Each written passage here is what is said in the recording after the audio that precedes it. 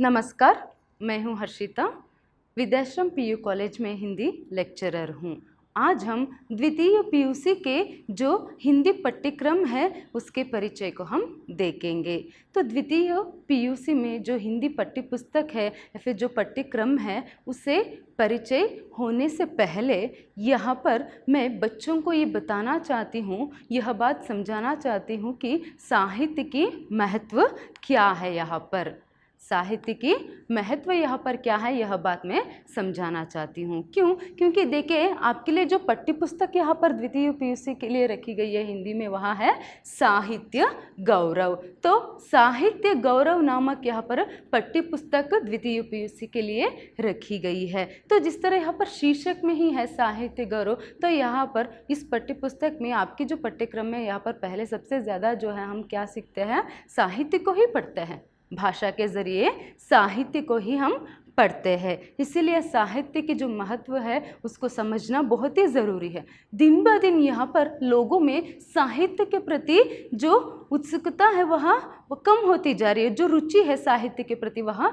कम होती जा रही है। और बच्चे भी यहाँ पर क्या करते हैं, भाषा कहते ही एक तरह की मुंह मोड़ लेते हैं, अरे इसे क्या मतलब। मैं सिर्फ हिंदी भाषा के बारे में यहाँ पर नहीं बोल रही हूँ, चाहे वह जो है हिंदी हो, अंग्रेज़ी हो या फिर कन्नड़, संस्कृत, जो भी हो, बच्चे क्या करते हैं यहाँ पर लैंग्वेज है इसे उसकी उतनी जो महत्वता है, महत्व जो है अपनी वह नहीं देते। इसीलिए बच्चों को मैं पहले उसके महत्व के बारे में यहाँ पर समझाना चाहती हूँ। देखिए बच्चों, साहित्य पढ़ना या फिर साहित्य से यहाँ पर जो संबंध रखना है बहुत ही ज़रूरी है। सिर्फ आपकी छात्रवृत्ति में नहीं, सिर्फ आपकी छात्रवृत्ति में नहीं, मतलब आप सिर्फ स्टूडेंट लाइफ में ही नहीं, आजीवन यहाँ पर साहित्य के प्रति रुचि रखनी बहुत ही ज़रूरी है। क्यों? साहित्य समाज का दर्पण है। साहित्य जो है वह समाज का दर्पण है, मतलब जो समाज में होता है वही तो साहित्य में हम देखते हैं, उसकी ही प्रतिबिंब तो यहाँ पर साहित्य में झलकती है। बहुत लोग क्या मानते हैं, कुछ लोगों की यह मानना है कि साहित्य जो है उसे वास्तविकता से वह बहुत ही दूर है, वास्तविकता से वह बहुत ही दूर है, मगर ऐसा नहीं, क्योंकि साहित्य जो है समाज का दर्पण है तो वह वास्तविकता से दूर नहीं है। और एक बात यहाँ पर क्या है, साहित्य यहाँ पर एक व्यक्ति को, एक मनुष्य को मनुष्य बनाए रखता है। साहित्य जो है एक व्यक्ति, एक मनुष्य को मनुष्य बनाए रखता है। इसीलिए साहित्य पढ़ना या फिर साहित्य के प्रति रुचि रखना बहुत ही ज़रूरी बात है। यहाँ पर किस तरह, और जो साहित्य है वह क्या करता है, मनुष्य के जितने भी दुर्गुण हैं, यहाँ पर साहित्य मनुष्य में जितने भी दुर्गुण हैं वह मनुष्य से दूर करता है, और उसके साथ साथ दूर करने के बाद यह मनुष्य में जो सद्गुण है, अच्छे गुण हैं, अच्छी प्रवृत्ति को वहाँ जगाती है। इसीलिए बहुत ही ज़रूरी है साहित्य को पढ़ना।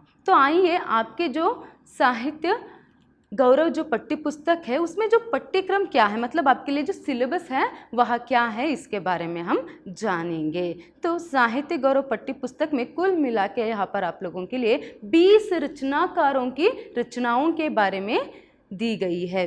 20 रचनाकारों की रचनाओं को सम्मिलित किया गया है इसमें, और यहाँ पर समग्र पाठ्यपुस्तक को 3 भाग में विभाजित जो है की गई है। पहले हम देख सकते हैं प्रथम सोपान, द्वितीय सोपान और तृतीय सोपान करके। तो यहाँ पर प्रथम सोपान है गद्य भाग, तो गद्य भाग में कुल मिला के आपको 8 पाठ जो है रखी गई है, और उसके बाद है पद्य भाग। द्वितीय सोपान हम यहाँ पर पद्य भाग को देख सकते हैं, वहाँ पर कुल 10 कवियों के कविताओं को दी गई है। द्वितीय भाग में यहाँ पर आपको पद्य भाग में 10 कवियों की कविताओं को दी गई है, और उसके बाद आता है तृतीय सोपान, मतलब अपठित भाग करके। तो यहाँ पर जो है आपको 2 एकांकीकारों के 2 एकांकियों को यहाँ पर आपके लिए दी गई है। तो आइए देखते हैं प्रथम सोपान में कितने कौन से पाठ यहाँ पर आपको दी गई है करके। देखिए यहाँ पर प्रथम सोपान जो है, प्रथम सोपान मतलब पहले भाग में जो है यहाँ पर ये क्या है,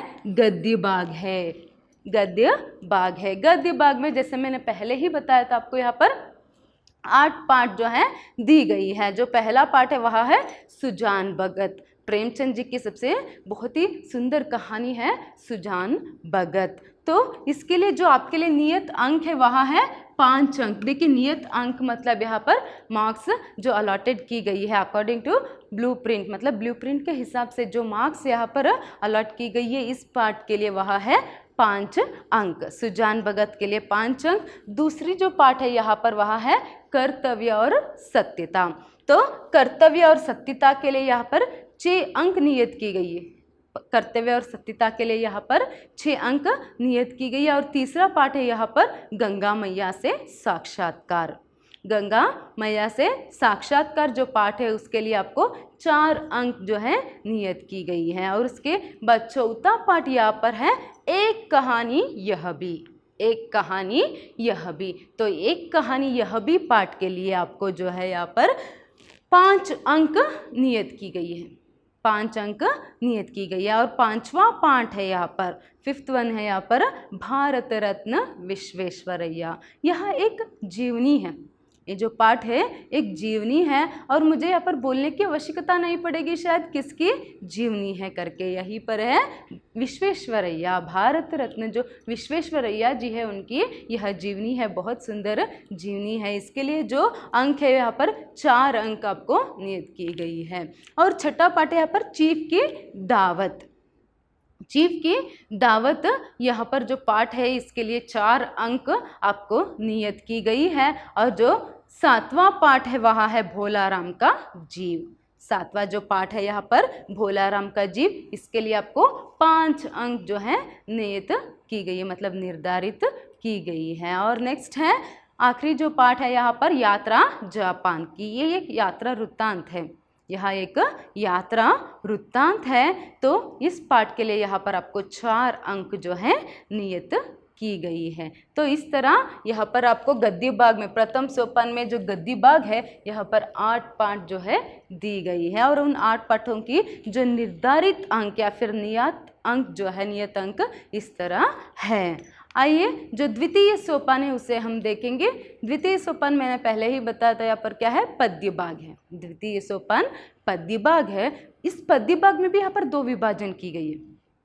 किस तरह? पहला यहाँ पर जो है क्या है पद्य भाग, यहाँ पर मध्यकालीन कविता और आधुनिक कविता करके, मध्यकालीन कविता और आधुनिक कविता करके यहाँ पर 2 विभाजन पद्य भाग की गई है। तो मध्यकालीन द्वितीय सोपान जो है यहाँ पर पद्य भाग है। इसमें पहला यहाँ पर कौन सा है मध्यकालीन कविता। तो मध्यकालीन कविता में पहली कविता आपको दी गई है रैदास बानी। रैदास जी की रैदास बानी यहाँ पर पद्य जो है आपको दी गई है। इसके लिए नियत अंक कितना है यहाँ पर 5 अंक। 5 अंक इस पद के लिए यहाँ पर पद के लिए रखी गई है, निर्धारित की गई है। नेक्स्ट है यहाँ पर सूरदास के पद। सूरदास जी के यहाँ पर प्रमुख 3 पदों को आपकी पाठ्यक्रम के लिए चुनकर दी गई है। बहुत ही सुंदर पद यहाँ पर सूरदास जी के हम देख सकते हैं। हम आगे उसे देखेंगे। तो सूरदास के पद के लिए 3 अंक यहाँ पर नियत की गई है। 3 अंक जो है यहाँ पर निर्धारित की गई है। नेक्स्ट है यहाँ पर रहीम के दोहे। रहीम जी के भी दोहों को यहाँ पर आपके पाठ्यक्रम में रखी गई है। कुल 8 दोहे जो है चुनकर आप लोगों के लिए रखी गई है आप लोगों के पाठ्यक्रम में। तो उसके लिए जो नियत अंक है यहाँ पर 1 अंक। रहीम के दोहे के लिए जो नियत अंक है यहाँ पर वह है 1 अंक। नेक्स्ट है यहाँ पर चौथा जो पद्य है कविता है वह है बिहारी के दोहे। बिहारी के दोहे जो है यहाँ पर बिहारी जी की भी यहाँ पर 8 दोहों को आपके लिए आपके पाठ्यक्रम में दी गई है। बहुत ही सुंदर दोहे है। उसके लिए जो है आपके लिए अंक जो है 4 अंक निर्धारित की गई है। इस पाठ के लिए 4 अंक यहाँ पर निर्धारित की गई है। नेक्स्ट है यहाँ पर द्वितीय सोपान में ही यहाँ पर जो है ये आधुनिक कविता। द्वितीय सोपान में ही जो यहाँ पर द्वितीय भाग है वह है आधुनिक कविता। तो आधुनिक कविता में कुल 6 पद्य है। यहाँ पर आधुनिक कविता में कुल 6 पद्य 6 कविताएं आपके लिए आधुनिक कवियों की रचनाकारों की कविताओं को दी गई है। उसमें से पहली जो कविता है वह है अधिकार। बहुत ही सुंदर कविता है यह महादेवी वर्मा जी की। तो अधिकार कविता के लिए पद्य के लिए आपको जो है 3 अंक यहाँ पर नियत की गई है। 3 अंक यहाँ पर नियत की गई है। वही दूसरी जो कविता है वहाँ है गहने। देखिए गहने कविता जो है कन्नड़ में कुवेंपु जी ने इसकी रचना की थी। यह एक अनुदित कविता है। यह एक अनुदित मतलब विमला जी ने इसे कन्नड़ में कन्नड़ से जो है हिंदी में अनुवाद किया। एक अनुदित कविता है, बहुत ही सुंदर कविता। इसके लिए जो है आपको यहाँ पर गहने पद्य के लिए 4 अंक जो है नियत यहाँ पर की गई है। नेक्स्ट है तीसरी कविता यहाँ पर जो है कायर मतबन।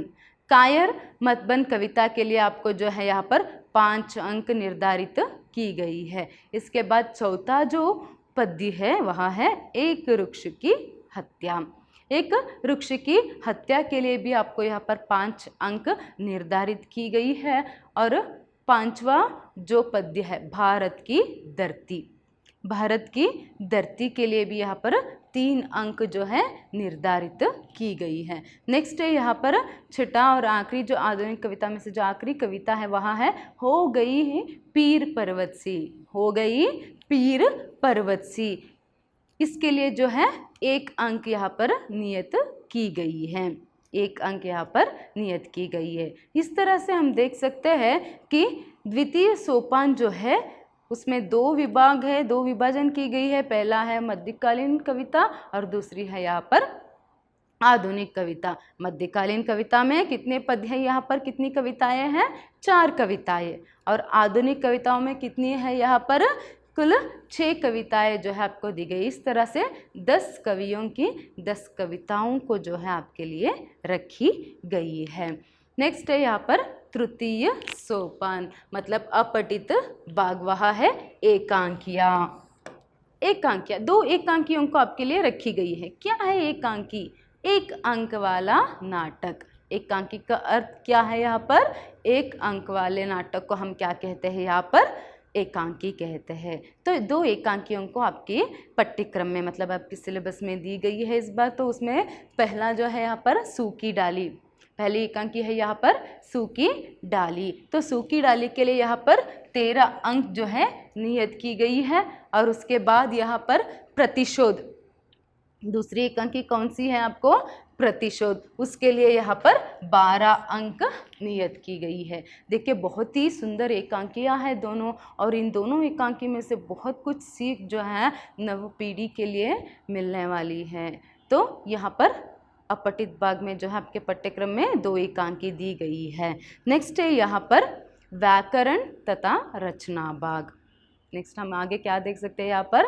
व्याकरण तथा रचना भाग। अब तक आपने साहित्य को देखा यहाँ पर, साहित्यिक भाग को, वही अब हम यहाँ पर व्याकरण को देखेंगे और उसके साथ साथ रचना भाग भी आपके पाठ्यक्रम में दी गई है। तो यहाँ पर व्याकरण तथा रचना भाग में जो है पहले यहाँ पर व्याकरण को हम देखेंगे। आइए व्याकरण में यहाँ पर कौन कौन सी यहाँ पर आपको दी गई है व्याकरण में वो हम देखेंगे। पहला है यहाँ पर वाक्य शुद्धि मतलब वाक्य शुद्ध करना। तो वो जो है आपको 4 अंक के लिए वाक्य शुद्ध करना जो है यहाँ पर आपको 4 अंक के लिए दी जाएंगी। और नेक्स्ट है रिक्त स्थान की पूर्ति।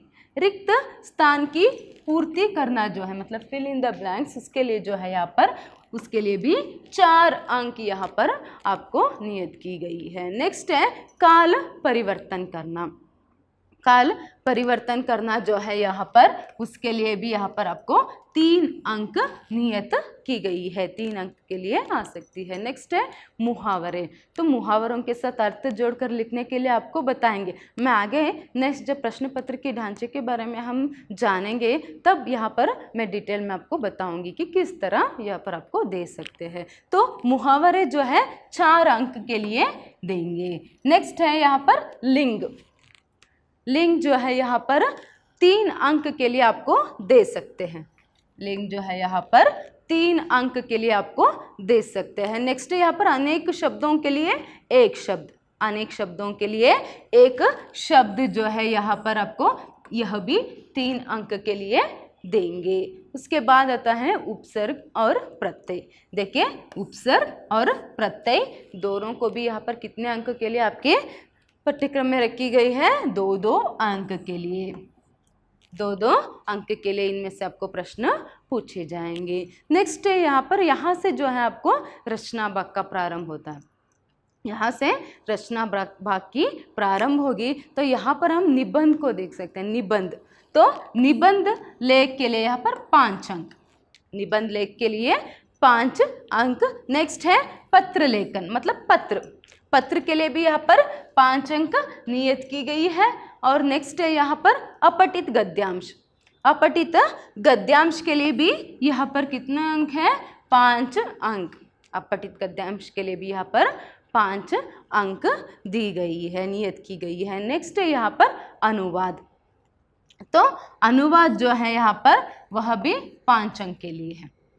आपके पाठ्यक्रम में अनुवाद भी जो है, अनुवाद से संबंधित जो प्रश्न है यहाँ पर वह भी 5 अंक के लिए पूछे जाएंगे। तो इस तरह अब तक हमने यहाँ पर आपकी जो पाठ्यक्रम है उसको हमने देखा। पहले जो पाठ्य पुस्तक है साहित्य गौरव, उसकी जो पाठ और कविताएं जो है, एकांकियाँ जो है, उसके बारे में हमने देखा। कौन कौन सी पाठ आपको दी गई है और कौन कौन सी पाठ के लिए कितने अंक यहाँ पर नियत मतलब निर्धारित की गई है। और उसके बाद कविताओं के संदर्भ पद्य भाग में भी हमने देखा। उसके बाद यहाँ पर व्याकरण तथा रचना भाग में भी हमने यहाँ पर जान लिया कि कौन कौन से व्याकरण और रचना भाग से कौन सी यहाँ पर दी जा रही है, आपको प्रश्न पूछेंगे किस तरह के और यहाँ पर कितने अंक उसके लिए नियत की गई है, यहाँ पर हमने जान लिया। आइए अब हम देखते हैं प्रश्न पत्र का ढांचा।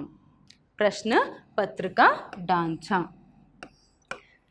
तो प्रश्न पत्र के ढांचे देखते समय यहाँ पर मैं देखिए, यहाँ पर प्रश्न 1 और 2, प्रश्न 1 और 2 जो है यहाँ पर आपको गद्य भाग से प्रश्न पूछेंगे। किससे प्रश्न पूछेंगे? प्रश्न 1 और 2 मतलब फर्स्ट मेन और सेकेंड मेन। फर्स्ट मेन और सेकेंड मेन जो है आपको गद्य भाग के लिए सीमित की गई है और गद्य भाग से ही आपको प्रश्न पूछेंगे। कितने अंक के लिए प्रश्न पूछेंगे? कुल 25 अंक के लिए। कितने अंक के लिए यहाँ पर प्रश्न पूछेंगे?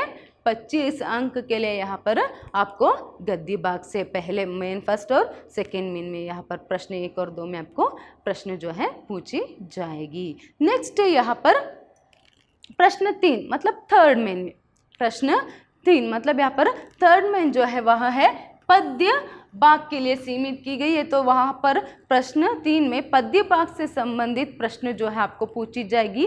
कितने अंक के लिए पूछेंगे? 20 अंक के लिए। कितने अंक के लिए? 20 अंक के लिए यहाँ पर आपको प्रश्न पूछेंगे। हम आगे देखेंगे कि किस तरह के प्रश्न पूछेंगे, किस तरह इन अंकों को मतलब यहाँ पर गद्य भाग से किस तरह 25 अंक के लिए प्रश्न पूछेंगे और उसका विभाजन किस तरह हुआ है वो सभी हम नेक्स्ट जो है देखेंगे। तो फिलहाल अभी जो प्रश्न 4 है, प्रश्न 4 मतलब यहाँ पर फोर्थ मेन जो है यह अपठित भाग से प्रश्न पूछेंगे। प्रश्न 4 में मतलब फोर्थ मेन में आपको अपठित भाग से प्रश्न पूछेंगे और कितने अंक के लिए पूछेंगे? 15 अंक के लिए। अपठित भाग से आपको 15 अंक के लिए प्रश्न यहाँ पर पूछेंगे। नेक्स्ट यहाँ पर प्रश्न 5वां प्रश्न मतलब फिफ्थ मेन जो है व्याकरण भाग का रहेगा। फिफ्थ मेन जो है व्याकरण से आपको उसमें प्रश्न पूछे जाएंगे। कितने अंक के लिए? 25 अंक के लिए। 25 अंक के लिए यहाँ पर आपको प्रश्न पूछेंगे फिफ्थ मेन में व्याकरण भाग से। नेक्स्ट है यहाँ पर प्रश्न 6 में मतलब सिक्स्थ मेन में यहाँ पर जो है रचना भाग से आपको प्रश्न पूछे जाएंगे। सिक्स्थ मेन में जो प्रश्न आपको दी जाएंगी वह है रचना भाग से दी जाएंगी। सिक्स्थ मेन में यहाँ पर रचना भाग से जो है प्रश्न पूछे जाएंगे। कितने अंक के लिए पूछेंगे? 15 अंक के लिए। कितने अंक के लिए? 15 अंक के लिए पूछे जाएंगे। तो कुल मिला के यहाँ पर कितने अंक हुए? 100 अंक। कितने अंक हुए? 100 अंक। तो आपके प्रश्न पत्र के जो 100 अंक है इस तरह यहाँ पर पद्य भाग, गद्य भाग और व्याकरण और रचना भाग के लिए इस तरह यहाँ पर विभाजन की गई है उन अंकों को। आगे हम देखेंगे कि किस तरह गद्य भाग में जो 25 अंक की विभाजन की गई है और पद्य भाग में 20 अंक की विभाजन की गई है, और उसके बाद अपठित भाग में जो है वहाँ से 15 अंक के प्रश्न कैसे पूछेंगे, वहाँ पर किस तरह जो अंक के विभाजन है की गई है। नेक्स्ट व्याकरण में किस तरह यहाँ पर जो 25 अंक के विभाजन जो है की गई है, और उसके बाद रचना भाग से किस तरह यहाँ पर 15 अंक का विभाजन की गई है, मतलब किस तरह प्रश्न पूछेंगे ये हम आगे देखेंगे। तो कुल मिला के आपका जो प्रश्न पत्र की जो अंक है वहाँ है 100 अंक के लिए आपके जो प्रश्न पत्र है द्वितीय यूपीएससी हिंदी के लिए 100 अंक के प्रश्न यहाँ पर रहेगी। तो आइए अभी हम देखेंगे किस तरह प्रश्न पत्र रहेगी, मतलब यहाँ पर जो क्वेश्चन पेपर का जो पैटर्न है उसे हम देखेंगे किस तरह यहाँ पर प्रश्न पूछे जाएंगे करके। तो पहले देखिए, मैंने पहले ही बताया था यहाँ पर फर्स्ट मेन और सेकेंड मेन जो है यहाँ पर गद्य भाग से प्रश्न पूछेंगे। तो यहाँ पर ये रहा फर्स्ट मेन, और उसमें यहाँ पर पहली जो प्रश्न है वह क्या है, एक शब्द या वाक्यांश या वाक्य में उत्तर लिखिए। एक शब्द या वाक्यांश या एक वाक्य में उत्तर लिखिए। कितने प्रश्न पूछेंगे इसमें, 6 प्रश्न। कितने प्रश्न रहते हैं इसमें, 6 प्रश्न यहाँ पर दी जाएंगी। एक एक प्रश्न के लिए एक एक अंक, एक एक प्रश्न के लिए यहाँ पर एक एक अंक। तो कुल मिला के 6 प्रश्न से मिलाकर यहाँ पर 6 अंक के लिए जो है आपको यहाँ पर प्रश्न पूछी जाएगी, सिर्फ गद्य भाग से, मतलब जो आपको 8 पार्ट है गद्य भाग में उनसे। नेक्स्ट है किन्हीं 3 प्रश्नों के उत्तर लिखिए। किन्हीं 3 प्रश्नों के उत्तर लिखिए। तो यहाँ पर आपको जो है कुल मिला के 5 प्रश्न दिए जाएंगे। कितने प्रश्न, 5 प्रश्न, और उनमें से आपको कितने प्रश्नों को लिखनी पड़ेगी, 3 प्रश्नों के उत्तर आपको वहाँ पर लिखनी पड़ेगी। संक्षिप्त में जो उत्तर लिखना है 3, एक देखिए यहाँ पर एक एक प्रश्न के लिए 3 अंक, एक प्रश्न के लिए 3 अंक, तो 3 अंक के 3 प्रश्न लिखने पर यहाँ पर आपको 9 अंक दी जाएगी। तो यहाँ पर कितना है आपको यहाँ पर ऑप्शन रहती है, मतलब आपकी चॉइस है कि 5 प्रश्न में से किन 3 प्रश्नों को आप वहाँ पर लिखेंगे। तो यहाँ पर 5 प्रश्न देंगे, उसमें 3 प्रश्न की उत्तर जो है आपको लिखनी पड़ेगी। कुल मिला के 9 अंक के लिए यहाँ पर प्रश्न पूछे जाएंगे। नेक्स्ट है यहाँ पर सेकेंड मेन में जो पहले यहाँ पर प्रश्न है वहाँ है निम्नलिखित वाक्य किसने किससे कहा है। देखिए किसने किससे कहा है जो है यहाँ पर 4 अंक के लिए पूछे जाएंगे। आपको कितने पार्ट है गद्य भाग में, जो 8 पार्ट है, उन 8 पार्टों में से यहाँ पर किसने किससे कहा जो है यहाँ पर 4 वाक्य चुन के देंगे।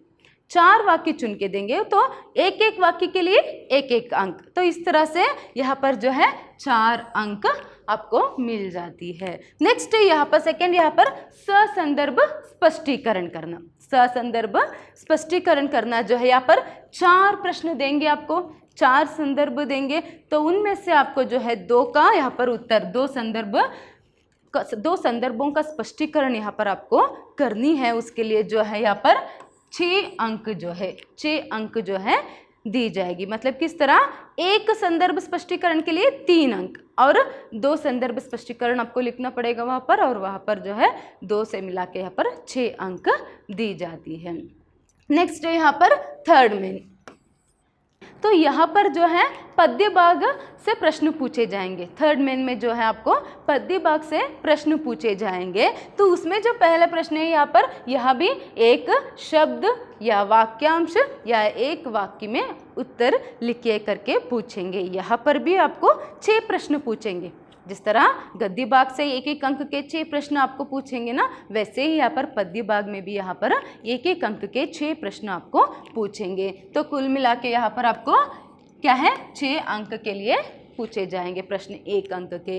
यहाँ पर मध्यकालीन कविताओं में से 2 प्रश्न पूछेंगे और आधुनिक कविताओं में से 4 प्रश्न। मध्यकालीन कविताओं में से 2 प्रश्न पूछेंगे और आधुनिक कविताओं में से 4 प्रश्न यहाँ पर एक एक अंक के आपको पूछी जा सकती है। नेक्स्ट यहाँ पर किन्हीं 2 प्रश्नों के उत्तर लिखे, मतलब संक्षिप्त में उत्तर लिखना। तो किन्हीं 2 प्रश्नों के उत्तर जो यहाँ पर लिखनी है, यहाँ पर आपको कितने प्रश्न दिए जाएंगे, 4 प्रश्न। यहाँ पर आपको 4 प्रश्न देंगे, आपको कितने प्रश्न लिखना पड़ेगा, यहाँ पर 2 प्रश्नों के उत्तर लिखनी पड़ेगी। तो यहाँ पर आपकी चॉइस है, आपकी पसंद है कि उन 4 प्रश्नों में से आप किन 2 प्रश्नों के उत्तर लिखेंगे। तो यहाँ पर एक एक प्रश्न के लिए 3 अंक, तो 2 प्रश्नों से मिला के कुल 6 अंक जो है यहाँ पर आपको रखी गई है। नेक्स्ट है यहाँ पर किस तरह यहाँ पर देंगे, मध्यकालीन कविताओं में से 1 प्रश्न पूछेंगे और आधुनिक कविताओं में से 3 प्रश्न जो है आपको पूछेंगे। नेक्स्ट यहाँ पर जो है इसी में तीसरा जो है संदर्भ भाव स्पष्टीकरण पूछेंगे। इसी में नेक्स्ट तीसरा प्रश्न जो है ससंदर्भ भाव स्पष्टीकरण करने के लिए पूछेंगे।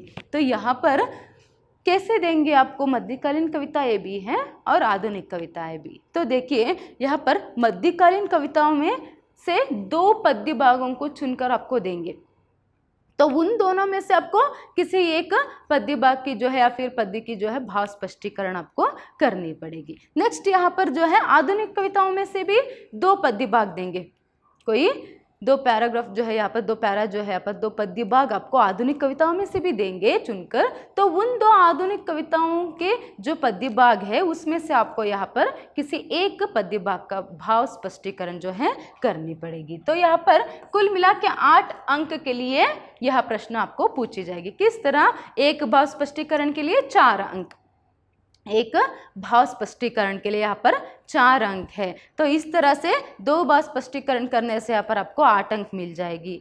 और आपको ये बात याद रखनी है, फिर अच्छे से ध्यान देनी चाहिए यहाँ पर कि मध्यकालीन कविताओं में से भी आपको यहाँ पर ज़रूर भाव स्पष्टीकरण करनी है और आधुनिक कविताओं में से भी। आप ये नहीं सोच सकते कि 4 भाव स्पष्टीकरण पूछेंगे किसी भी 2 को हम लिख लेंगे, ऐसा नहीं है। मध्यकालीन कविताओं में से 2 में से 1 को लिखना है, भाव स्पष्टीकरण लिखनी है आपको, और आधुनिक कविताओं में से भी 2 में से किसी एक का भाव स्पष्टीकरण यहाँ पर आपको करनी पड़ेगी।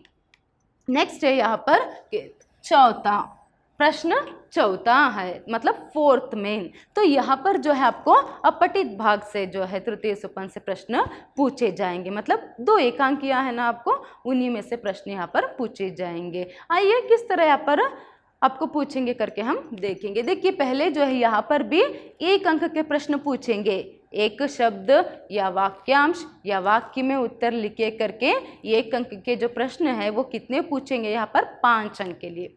पहले पद्य भाग और गद्य भाग में 6 अंक के लिए पूछा था ना, अभी यहाँ पर जो है इसमें से 5 अंक के लिए पूछेंगे। तो यहाँ पर 5 प्रश्न आपको रहती है 1 अंक के, तो कम से कम क्या हो सकता है, यहाँ पर 2 एकांकियाँ हैं, तो दोनों एकांकियों में से 2-2 प्रश्न ज़रूर पूछेंगे, बाद में किसी एक एकांकी से 3 प्रश्न यहाँ पर पूछ सकते हैं। तो इस तरह यहाँ पर जो है 5 अंक के लिए 1 अंक के प्रश्न यहाँ पर आपको दी जा सकती है। नेक्स्ट है यहाँ पर किन्हीं 2 प्रश्नों के उत्तर लिखिए, मतलब यहाँ भी संक्षिप्त में जो उत्तर लिखना है, यहाँ पर भी आपको प्रश्न पूछे जाएंगे। 2 एकांकियाँ हैं, तो पहले क्या करेंगे, प्रथम एकांकी में से जो प्रथम एकांकी है सूखी डाली प्रथम एकांकी में से यहाँ पर आपको 2 प्रश्न पूछे जाएंगे।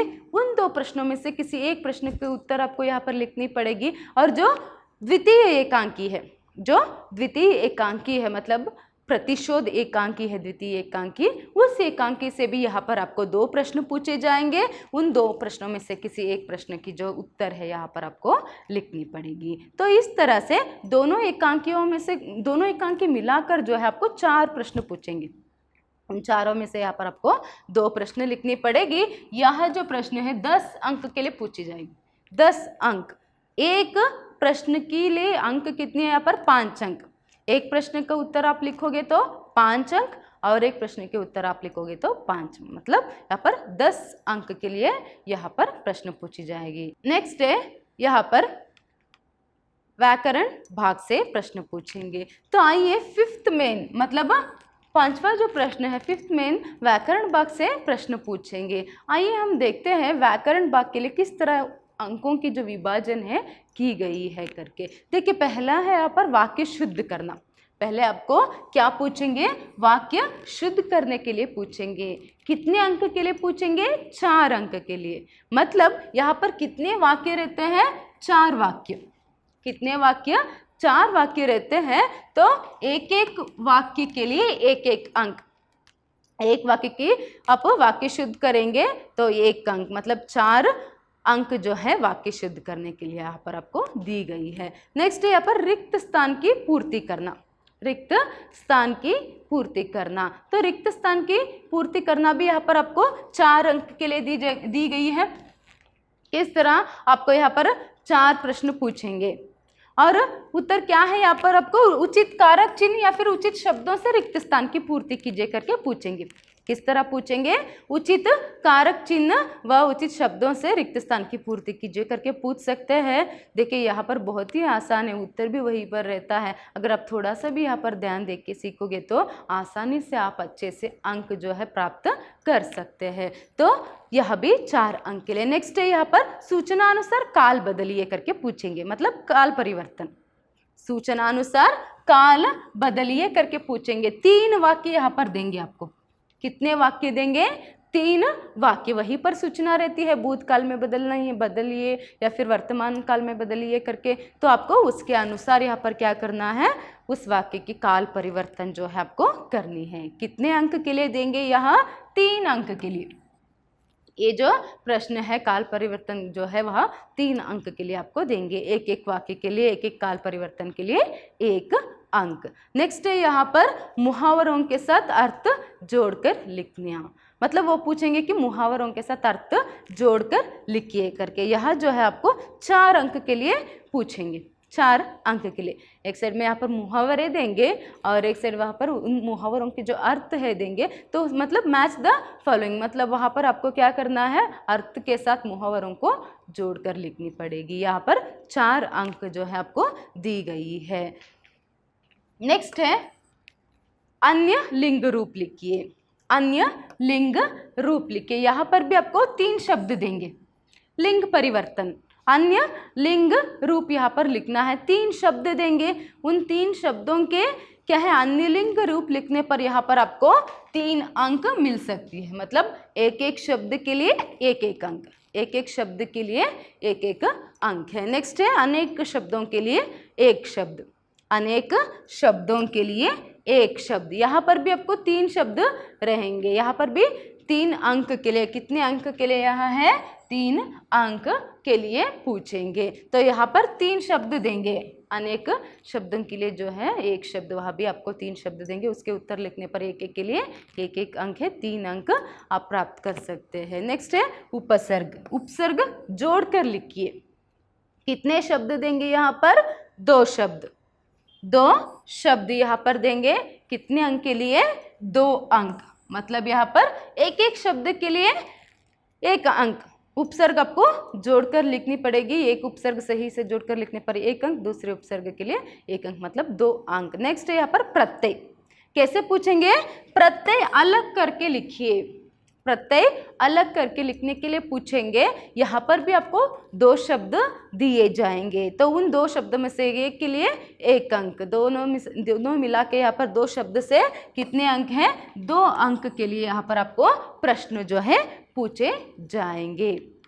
नेक्स्ट है यहाँ पर रचना भाग से 6ठा प्रश्न जो है, मतलब जो 6th मेन है यहाँ पर, उसमें रचना भाग से प्रश्न पूछे जाएंगे। तो रचना भाग में यहाँ पर पहले जो है यहाँ पर किसी एक विषय पर निबंध लिखने के लिए आपको बताएंगे।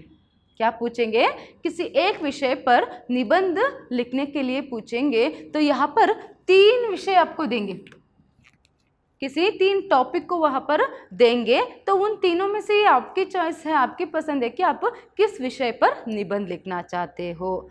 या फिर यहाँ पर और एक ऑप्शन आपको है, मतलब आप निबंध नहीं लिखना चाहते हो तो यहाँ पर पत्र लेखन भी है। निबंध या फिर पत्र लेखन, निबंध या फिर पत्र लेखन, दोनों के लिए यहाँ पर 5 अंक हैं।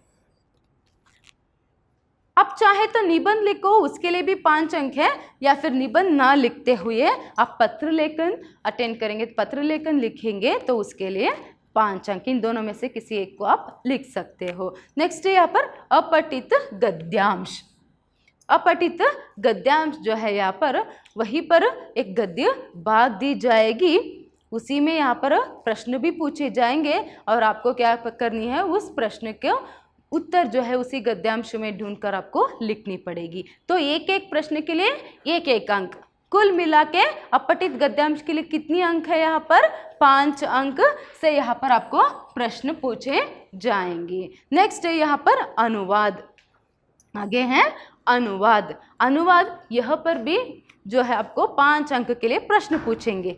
अनुवाद के लिए भी यहाँ पर 5 अंक के लिए प्रश्न पूछेंगे।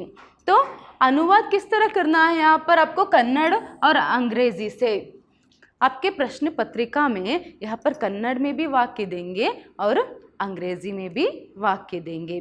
तो आपको क्या करना है, यहाँ पर कन्नड़ या फिर अंग्रेजी से हिंदी में अनुवाद करना है। कन्नड़ या फिर अंग्रेजी से उस वाक्य को जो है हिंदी में अनुवाद करना है। तो एक एक अनुवाद के लिए, एक एक वाक्य के लिए यहाँ पर 1 अंक और 5 वाक्य मिला के यहाँ पर 5 अंक आपको दी गई है। तो इस तरह आप देख सकते हो कितनी आसान यहाँ पर जो है आपकी प्रश्न पत्र की ढांचा है और किस तरह, कितनी सुंदर और कितनी अच्छे से यहाँ पर अंकों की विभाजन जो है की गई है। गद्य भाग, पद्य भाग और अपठित भाग, व्याकरण, रचना भाग, इन सभी से कितनी सुंदरता से, सरलता से यहाँ पर अंकों की विभाजन की गई है और कितनी सरलता से यहाँ पर आपको प्रश्न पूछे जाएंगे। कितनी रुचि से आप पाठ्य पुस्तक, साहित्य गौरव जो पाठ्य पुस्तक है उसे पढ़ेंगे और आगे सीखेंगे और कितनी ध्यान यहाँ पर देके पढ़ेंगे, उतनी ही आसानी से यहाँ पर आप अंक प्राप्त कर सकते हो। और मैं यहाँ पर और एक बात ज़रूर बताना चाहती हूँ कि आप अंक की दृष्टि से इस पाठ्य पुस्तक को ना पढ़ें या फिर आपके पाठ्यक्रम को ना पढ़ें। अगर आप अंक की दृष्टि से पढ़ोगे तो ज्ञान प्राप्ति से दूर ही रह जाओगे। तो यहाँ पर आपको जो है हर एक पाठ, हर एक पद्य जो है यहाँ पर ज्ञान की दृष्टि से, आप एक छात्रों की ही प्रवृत्ति ही होती है, जिज्ञासु प्रवृत्ति होना बहुत ही ज़रूरी है छात्रों में। मतलब जानने की इच्छा रखना, हाँ ये क्या है, अभी हमें इससे क्या सीखने को मिलेगी, हाँ यह पाठ है, यह कविता है, इस कविता से हम क्या सीख सकते हैं, ये कवि यहाँ पर क्या कहना चाहते हैं, क्या संदेश यहाँ पर देना चाहते हैं, यह एकांकिकार क्या संदेश देना चाहते हैं। हर एक पाठ, हर एक कविता और जो एकांकी आपको दी गई है उनमें से बहुत सारी सीख जो है यहाँ पर आगे हमको मिलती है सीखने के लिए। तो इसीलिए जैसे मैंने पहले ही बताया था साहित्य की जो महत्व क्या है, तो उस महत्व को ध्यान में रखते हुए, साहित्य के महत्व को ध्यान में रखते हुए, साहित्य के प्रति रुचि को बढ़ाते हुए अगर आप यहाँ पर इस साहित्य गौरव पाठ्य पुस्तक को पढ़ेंगे और उसके साथ साथ यहाँ पर एक वर्कबुक भी है, तो उस पर आप ध्यान देंगे तो बहुत ही आसानी से यहाँ पर आप अंक प्राप्त कर सकते हो। अगर आप ज्ञान के पीछे भागोगे तो ज्ञान के साथ साथ यहाँ पर अंक भी आपके साथ आ जाएंगे, अच्छे से अंक प्राप्ति भी आप कर सकते हो। धन्यवाद।